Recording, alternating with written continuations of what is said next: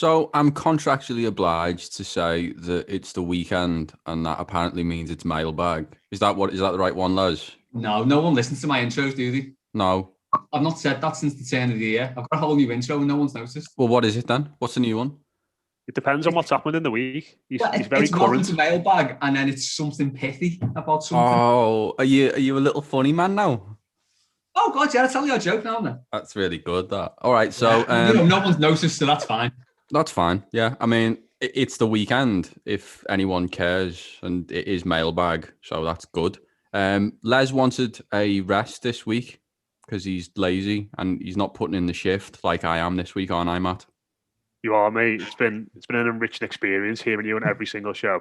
It's been something special. So you've got me, Mike Diasha, and I'm joined this week by Matt Jones, as you've heard, Les Roberts, as you've heard, and Hannah Farrell too. How are we, people? Are we okay? Yeah, pretty sound, pretty uneventful. Yeah. Well, do you know what? I've got one thing that I want to ask people straight away. It's Good Friday today, isn't it? Yes. Hands up. Well, no, not hands up. Who's Catholic? Not me. I Not technically am, yeah. See, I'm What technically does a Catholic. technically mean? I've had the old baptism. Right. The old baptism. Does that make you Catholic? Because I have been christened. Is that the same thing? And I went to a Catholic school as well.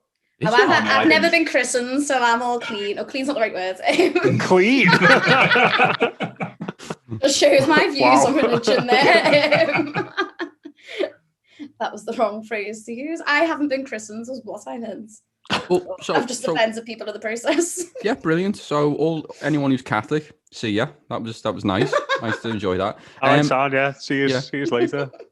Matt, are you eating meat today? Good Friday. No, I'm not a practicing Catholic. If that was what your next question was going to be. No. This is because I know you're the same as me, where you're a Catholic by proxy via family. Like just traditionally, your family is Catholic, not a practicing one. Yeah. And my question was, are you eating meat today? I go healthy. I'm eating meat. Yeah, I had a See, I had a BLT sandwich for my lunch.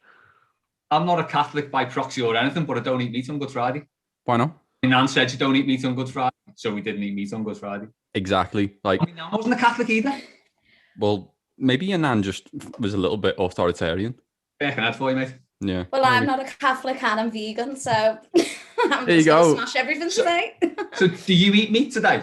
Like have a day off on Good Friday? Yeah, just have a cheeky little bacon butty of the morning to really piss people off. It's like the inverse. It's like a meat day for vegans.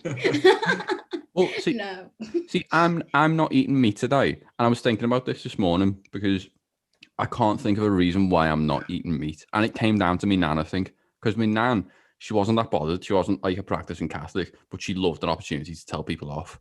So obviously she's been dead for a while now. So I just have this feeling on Good Friday that if I eat meat, it's bad juju. Like it's properly bad juju. Like I've got like what might be a stupid question. Why are you not meant to eat meat on Good Friday? I don't know this whole. That's the deepest thing. Yeah, it's the big Catholic rule, isn't it? I'm not Catholic. I don't know. Yeah, I think it's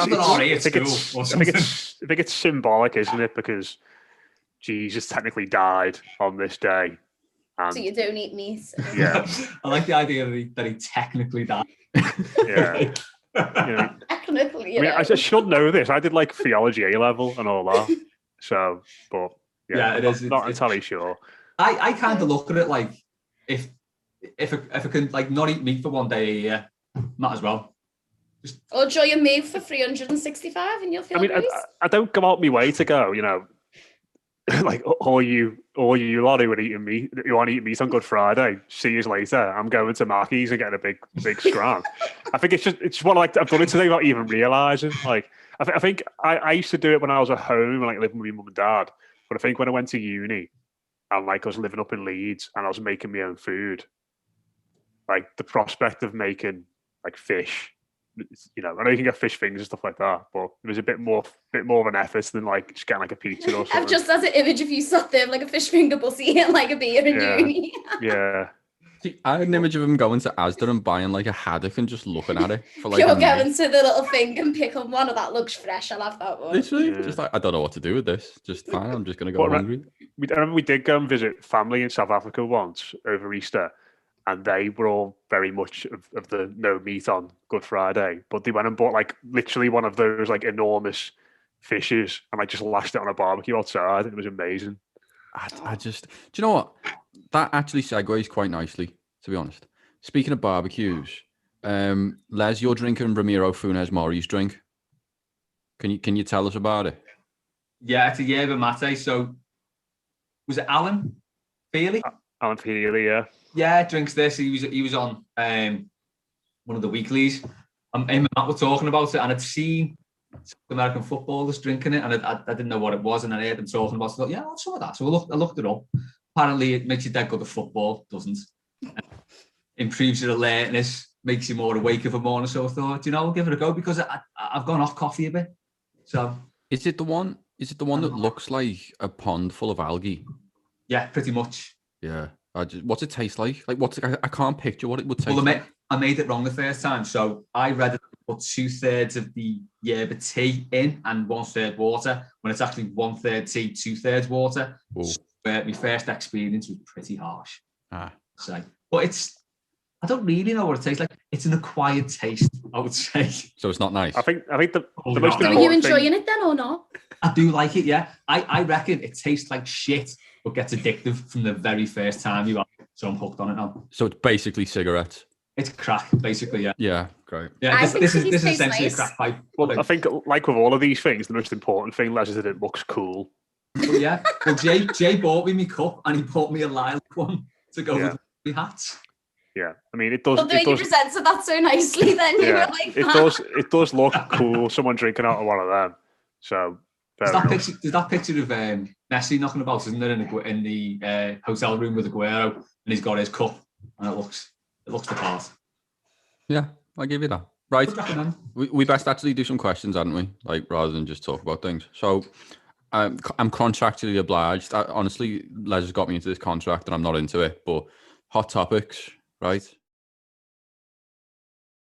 Let's do it. You sound so enthusiastic to be hosting this, by the way. Yeah, it's like, oh god, gotta do these fucking hot topics now, haven't we? My god. Honestly, I don't bring the same vibe Les does, and I feel like if I imitated Les's vibe of everything is absolutely awesome all of the time, it just come off as so awful. You're like really my vibe. Yeah. Shit, I didn't know that. Your vibe.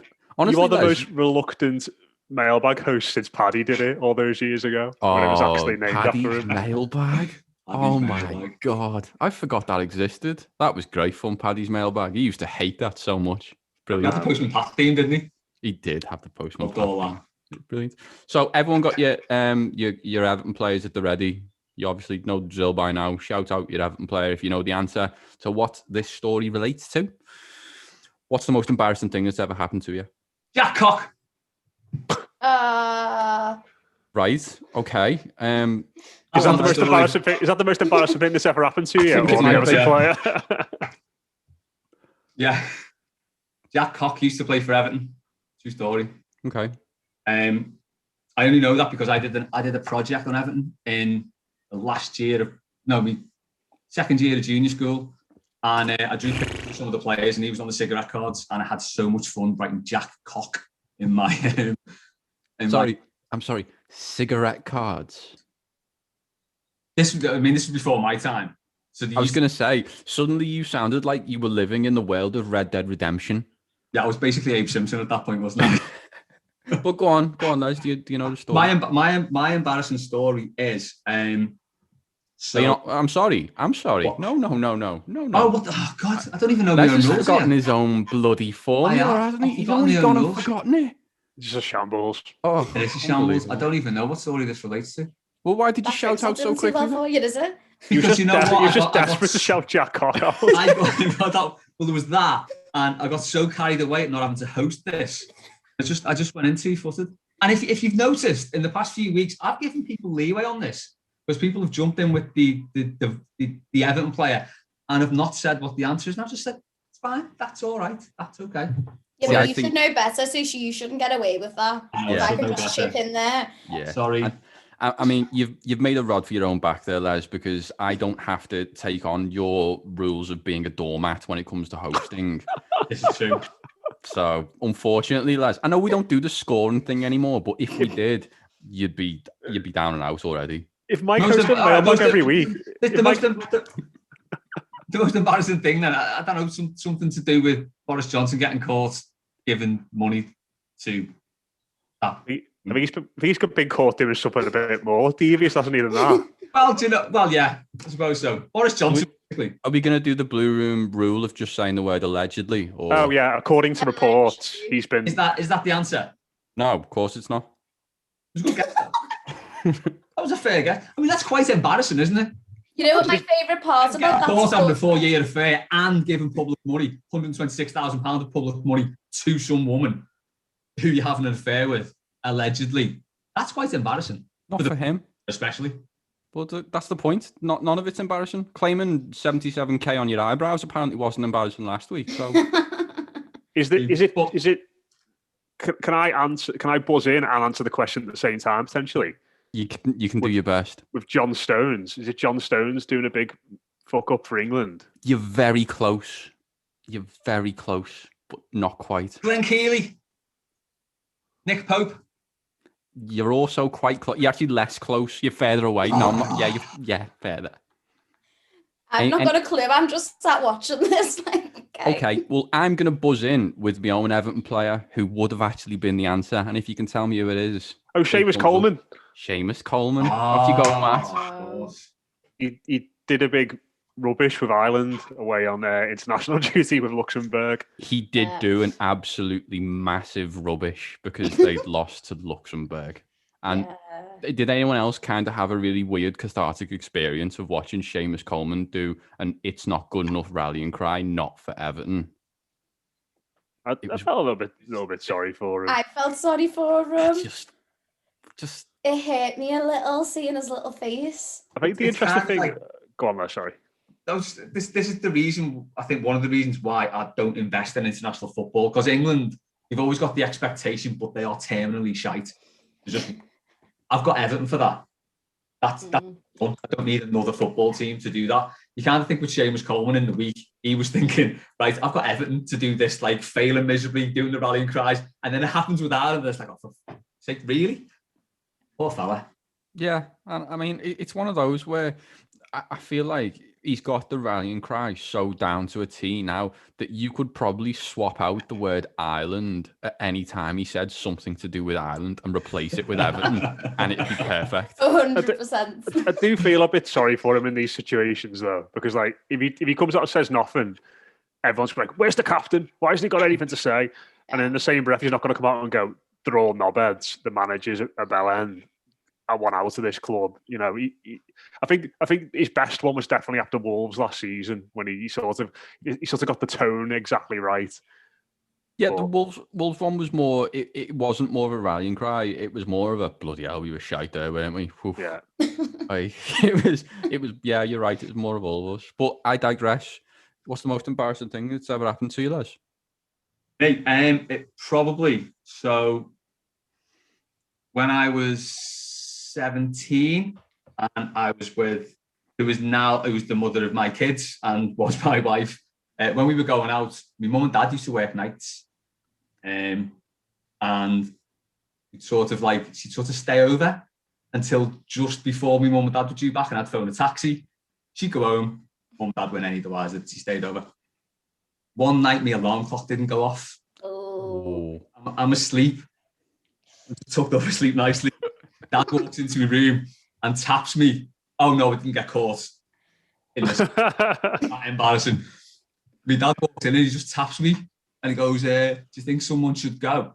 So I'm like half asleep and the penny kind of drops and I'm like, "No, she definitely went." In my head, I'm like, "She definitely went." I was like, "BA, shut up." He's like, "No, look behind you."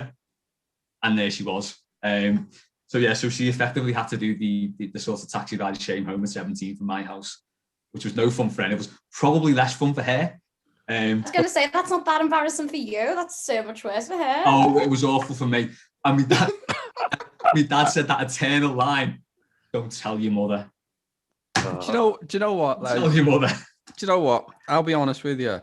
If the most embarrassing story that you have starts with, "Well, I had sex," I just I'm sorry, mate. Nah, bin it. That's my life in a nutshell, mate. Maybe that was embarrassing for her. Oh, come on. Oh, that was so juvenile and petty, and I am here for it. Do you know what, Matt? I'm not angry. I'm just disappointed in that. That's what she said, apparently. But you know, this is honestly, people. This is the level you've got this week. Unfortunately, that's what she said. I know. 5 minutes in, but it was perfect. Matt, what's the most embarrassing thing that's ever happened to you? Do you know what? Like, nothing stands out, Mike, because as you know, I'm such a together person that I don't really put my foot in it very often. Nothing major stands out, but I think the most embarrassing thing that happens on a semi-regular basis is that when you're at the match and you keep on singing when everybody else has stopped. Oh, yeah. And like being in the Gladys Street and not being a very good singer, let's be honest. When like the song verse dies down, I have a habit of just tending to keep on going. Like and then like the people around you sort of go, "Wait." There's nothing more gut punchy than the middle-aged man who turns around and he goes, just laughs at you, just in a really condescending, horrible little way. It's not like it's sort of like they don't actually think it's that funny. They're just doing that to make you feel a little bit worse about yourself. But there's like nothing that massively stands out. But I think that is something I do quite often in regards to put my foot in it. Definitely. Is it at the big? Is it the big? Is it one? Yeah, like proper get everyone up again. All of them, mate. All of them. Like the ones with several verses. Because I think like for some reason it seems like everyone around me has got like some kind of intuition of when to stop. Like even if it's like a song with a few verses, and it's like right, they all sort of telepathically tell each other, right, stop after this verse, and I just carry on. Well, see, I'm sure everyone must have done that a few times. Yeah. But obviously not like once a week. But the one thing that I think is amazing is the person who stands up and starts it in the first place. Yeah, it takes up like massive balls for that in it. I'd rather never sing again than start it. Do you know, honestly, like imagine being the person to stand up and go, I'm going to do this, and everyone's going to do it with me. Yeah, having that level of self-confidence, yeah, I'm here for it. Oh, Les. I've got another embarrassing thing then. Lovely. Does it start with you having sex? No, it was after some park, so it definitely doesn't. Does anyone remember the League Cup semi-final second leg against Chelsea? Yeah. Yes. Does anyone remember it kicking off in the park end? Mm-hmm. And that's this you? Yeah, I was kind of at the centre of that. So basically, in that game, the atmosphere went completely flat. I think Joe Cole scored for them, didn't he? Yeah. Anyway, completely died of death after he scored. So my dad was trying to get the singer going in the park end. We may have taken a few ales before the game. So my dad was in that kind of mood. So jumping up, trying to get the singer going, wasn't happening. Everyone was in a bad mood. Some fella came down from the park end, tapped my dad on the shoulder, said, "You want to calm down, you?" So my dad stood up and went, "Fuck you talking about?" So I stand up behind my dad because he'd come out of his seat. He stood up. My dad and this fella having a bit of a sort of set too. So I just went to this fella, "Fuck off, will you?" and pushed him in the head. Right. So then, I don't know, suddenly people came from everywhere. There was fists flying. I think I butted someone.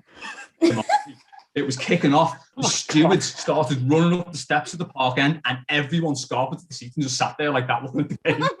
So nothing had happened, and we were in school. And then me and my dad got escorted off the ground.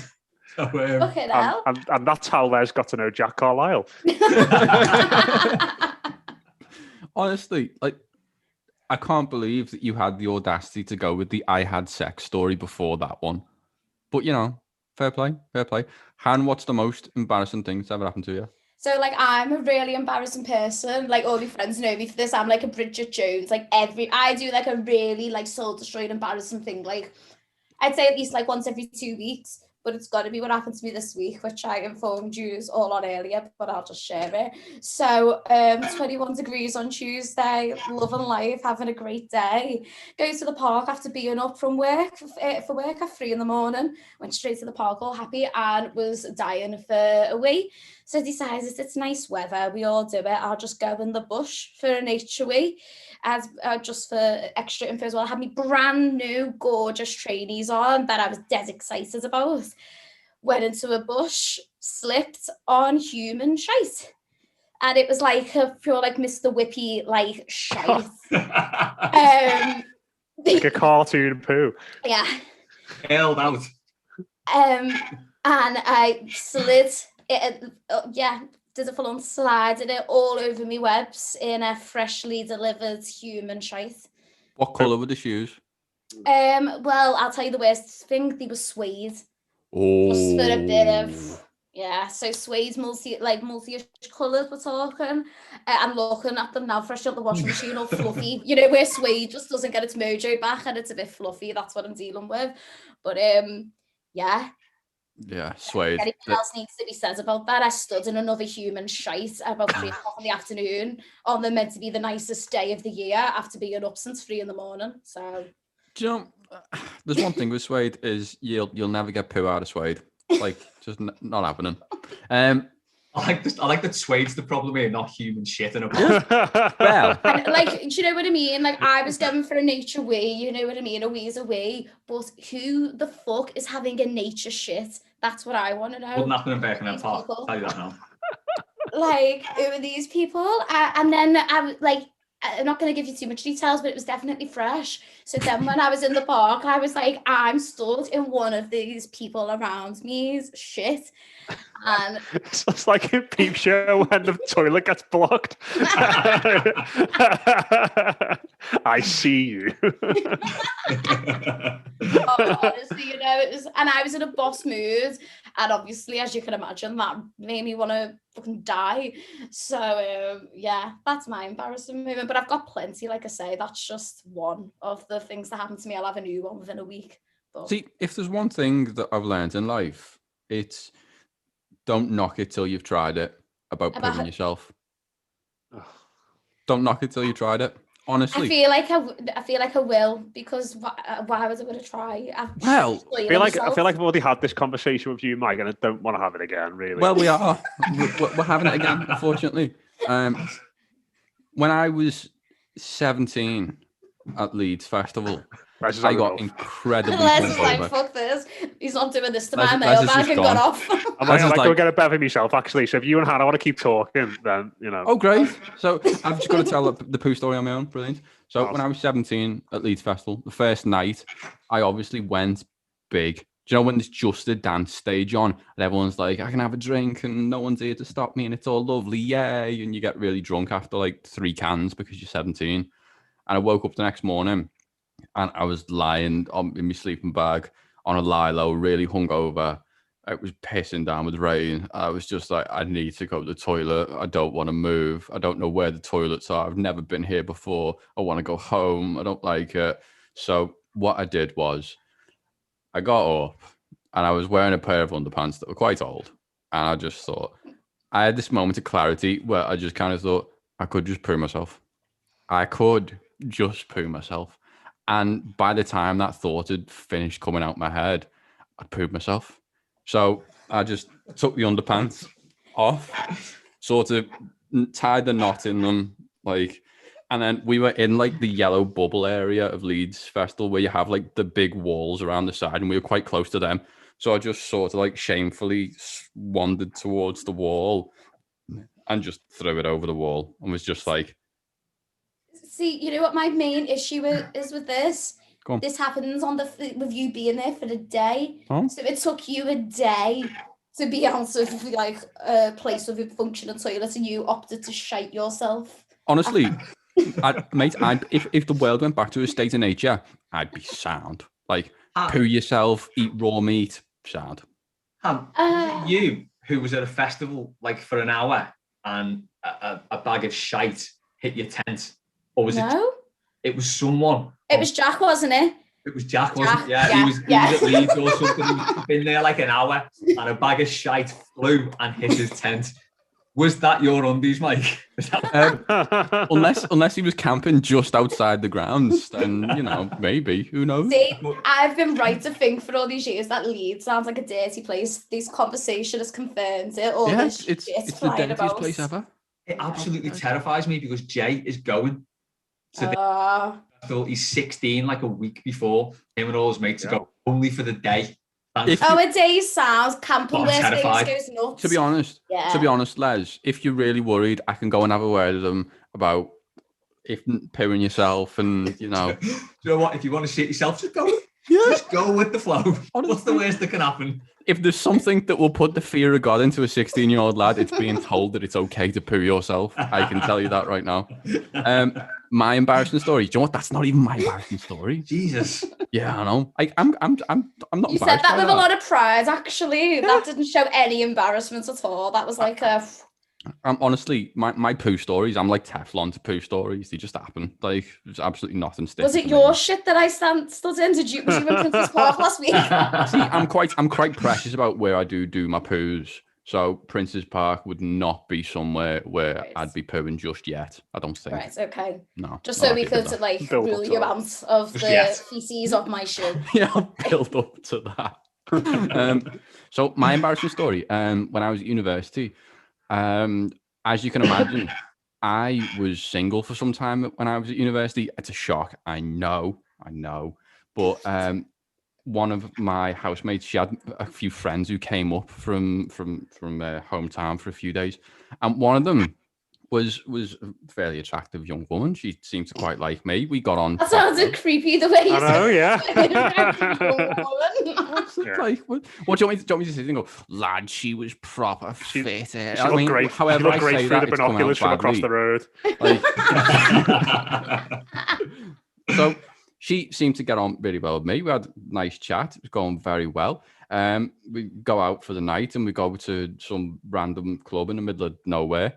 And we're all in a big group, and there's this group of lads who just won't leave her alone, and just bothering her. And she turns around to me and she goes, "Will you pretend to be my boyfriend so these go away?" in like a slightly flirty way. So me, having had about a few drinks, goes, "Yeah, I'll do whatever. Don't mind. I'll do anything." She's like, "You took this role on seriously, didn't you?" Just will you dance with me and pretend to be a boy? I'm like, "Yeah, I can do that, absolutely." So I have a little dance and like that, and she's like, "Yeah, brilliant." And it goes away, and I'm like, "This is great. I'm really enjoying this. This is brilliant. Like someone's paying attention to me. It's good fun." They come back about an hour later when we've had like 3 more drinks, and she goes, "Like, we do that again?" Like, yeah, sure. But it was at this point that I realized someone should have told me what her occupation was, because she was a choreographer. She was a trained dancer. So when she'd had 2 more drinks, her version of dancing was to leap into my arms and try and swing round on me. I didn't realize what she was doing until she'd gone through my arms and was falling through my arms head first. She bashes her head on the floor. Ends up being flat out cold, unconscious. So the music has to stop. At which point was there like a record scratch? Like, there's this girl like conked out in the middle of the floor. It's like everyone nothing like you pure Dexter. Yeah, like, you must look really suspicious with those binoculars around your neck as well. Yeah, exactly. You with this attractive young woman knocked out on the floor. So she gets conked out on the floor. And music has to stop, and the lights go up a little bit to make sure she's all right, and she's properly concussed. So they have to ring an ambulance. At which point, obviously, paramedics come in after 15-20 minutes, and she gets escorted out. And I'm just stood there, just a bit okay, this is not great. So that was probably the most embarrassing thing that had ever happened to me. I think that's more on air than you. I don't know. No, I feel like that's a bit soul destroying for you, having to just stand there and be like, "What the fuck do I do?" But if she said, "Listen, I'm gonna jump on you now. Prepare yourself." You were only pretend boyfriend. So. Yeah, exactly. Yeah. So you can just leave her knocked out on the floor. How did she pretended to catch her? How did she jump on you? I pretended to catch her. Was it did she wrap her legs around you, or did she try and catch? So you were carrying her legs over and yeah. So it's she sounds a bit weird, to be honest. When to put her on, I know. Honestly, weird. You dance with Mike. Honestly, it's what happened. But yeah, so that was the most embarrassing thing that happened to me. On to question 2 of the hot topics. Are we ready? Can I just say, Mike's been hosting the show, and we've been doing 35 minutes now, and we've done one question. None of them are from people who've actually sent questions in. I mean, like it's what we do. We talk and we see what happens. I tell you, Rob will love this. Honestly. Yeah, and I was just thinking that then, like, we need a video to be added into this. Right. So next question: what's the worst change to something great? John Oster, Champions League. Very well done, Les. Very well done. Awful, isn't it? It's not good. So basically, if you've done all right in the past, that's sound. No matter where you finish in the league this season. Well, it's, you know what? It's at this point. So I want you to answer this question, but it ties in really nicely. One of the questions we have actually had. Question from Michael, who says, actually, Les, right, what's the etiquette with saying people's names? Because I was wondering this before. You get questions off people, and do you just say the first name, or do you say the handle, or do you say the full name? Because, mate, if I'm getting a question of a fella called Saucy Steve 69, I'm not saying his name. Yeah, I generally just say the name, but sometimes the name is actually the handle, and it gets a bit weird. Yeah. I'm going with first names. So if you want to hear your full name, like, put your request in to get your money back off Matt, because we're also doing shout outs now. yeah. So, well, this is a question from Michael, who's saying, sides getting to Europe on past performance, is there any point anymore? Like, do you reckon you'd actually give it up?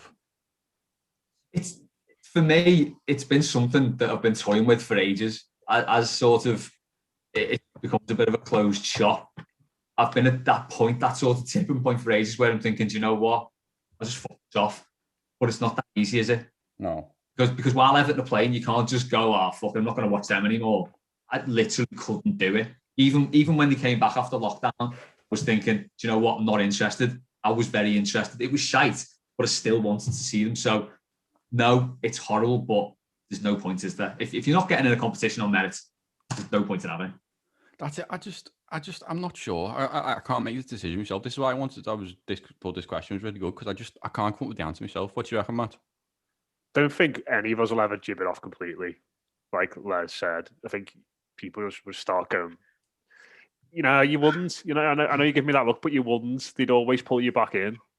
Always. It is still Everton. Like if 11 lads in blue shirts and white shorts are playing football, you're going to watch them if you can. That's just how, unless it's a Merseyside derby in your case, Mike.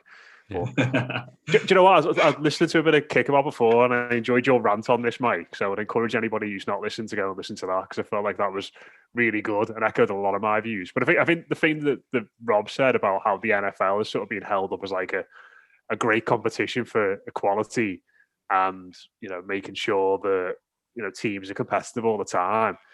It sort of made me think that that's what they're trying to do with this, and that's what the Super League's going to be like eventually. It will be like an entity in itself, where there is no relegation, but they have their own sort of regulations, and they just try and make it a closed shop effectively, and keep the same teams in it.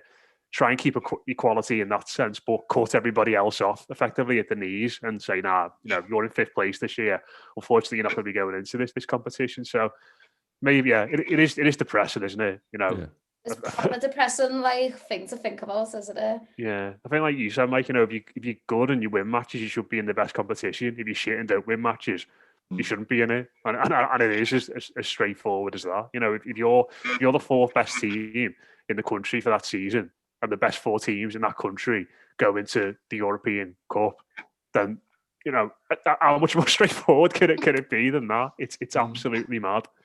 I find the comparisons with American sports a bit weird, because I don't watch much American sport, but it seems to me that they live in their own sort of sphere, and it's very different. Even the way you support a team over there seems very different, sort of the rest of the world. So there's not that sort of partisanship in the sort of franchise system you've got in America, where you can literally move from north of San Francisco down to LA with your team. So that's what a Super League would be like, though, wouldn't it, Les? But that's what I mean. You can imagine it would be played everywhere, wouldn't it? And you wouldn't have like hardcore local fans of every team. It would be people who want to watch that team from a different corner of the world, and then that in turn will probably dilute some of the edge that it's got, isn't it?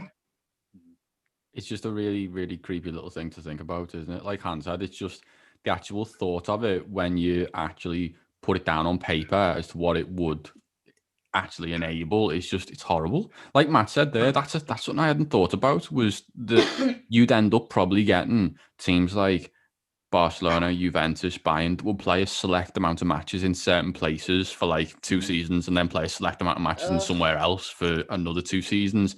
And you'd have like cyclical fans of these clubs. It'd just be really just horrible. But yeah, it just sounds so shit. It just makes me feel proper like, like I couldn't get on board with that at all. Like I really couldn't in any way. It feels like this is sort of like the gateway drug into the Super League. It's like, cause they basically made it a bit like a super. If you play 10 group matches in a competition, it's more of a league than a knockout competition, isn't it? Yes, really. Yeah. And that's what they're going to be doing. So I think that what they're doing is sort of, this is very, very cynical of me, I have to say, but they're sort of normalising this idea that European competition can be played in a league format where you play teams over however many weeks and whatever. And then when the Super League does come along, it's going to be like, well, actually, it's not that much of a change from what we're doing now, where we play 10 games anyway. So I just wish they'd leave fucking everything alone. If it's not broke, don't fucking fix it. It's just getting like ridiculous now. Every season you've got more reason to just think like, why do we fucking bother? Because, do you know what I mean? Well, that's my little rant. That's it though. That's it. Is like you get to that point where I'm at that point now where it's like, do you think you'd actually bother? And I don't know if I would when it got to that point. I don't think I would. Just there's something about it where if there is that lack of competition, what are you doing it for at the end of the day? Obviously, we're incredibly lucky that we base our match days around seeing each other. Like most of the time, it's spending time with each other, seeing friends, family, and other people. But for a lot of people who don't actually manage to get to the game, who still are local fans, it'll reach that point where it's just like, what's the point?